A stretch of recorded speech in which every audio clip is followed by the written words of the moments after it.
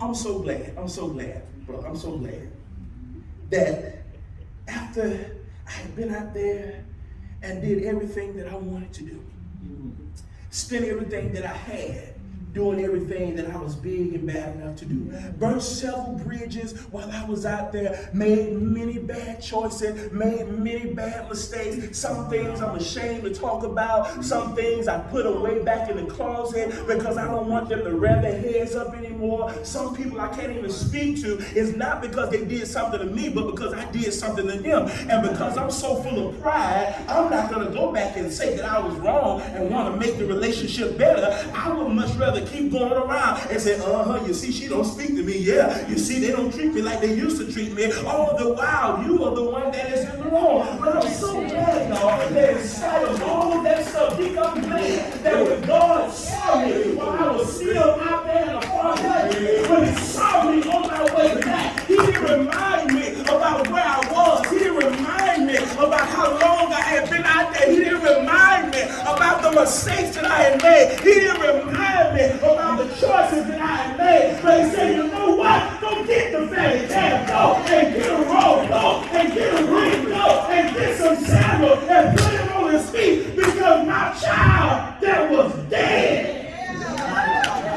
is now alive. My child that was blind is now able to see. And whenever somebody makes that choice to come to Jesus, y'all, we got a party. We got to celebrate what it is that the Lord has. But you always will have somebody. They didn't celebrate me like that. Well, I got a blue certificate. Why she got a red certificate?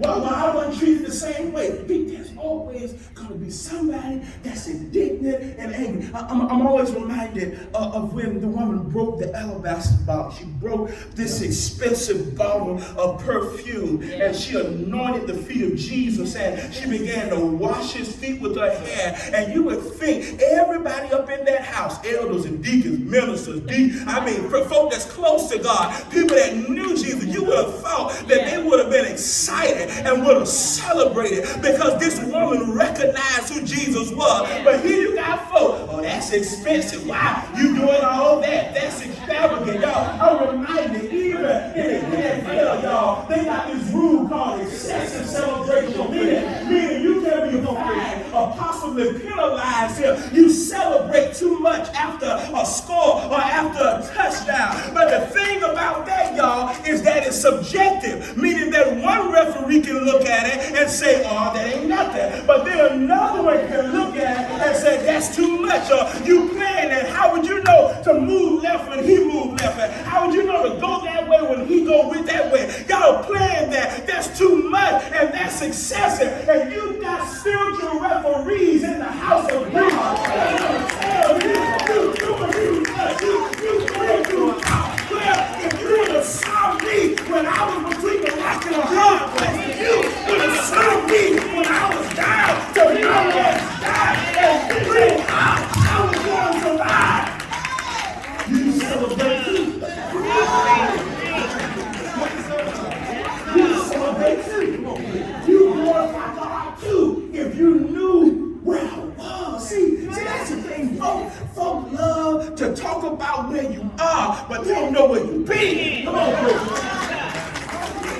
you don't know the things that you had to experience. You don't know the things that you had to endure. You don't know the nights that you've had to sit up on your pillow, where the tears. You don't know the times that you've had to pace the floor, wringing your hair, because you don't know how this situation is going to turn out. But if you would have saw me then, you know why I glorify God the way I do. Because could nobody bring me from where I was to where I am but the Lord.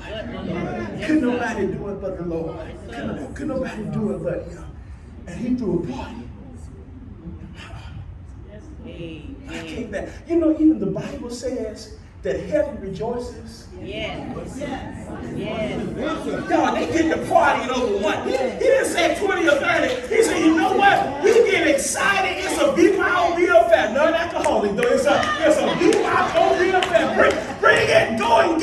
celebrating because we got something to celebrate because of what the Lord has done in my life. He could have killed me in the hole pit. Come on, preacher. He could have killed me while I was out there squandering away what I had. He could have killed me then. But God, He loved me enough to let me make it back home.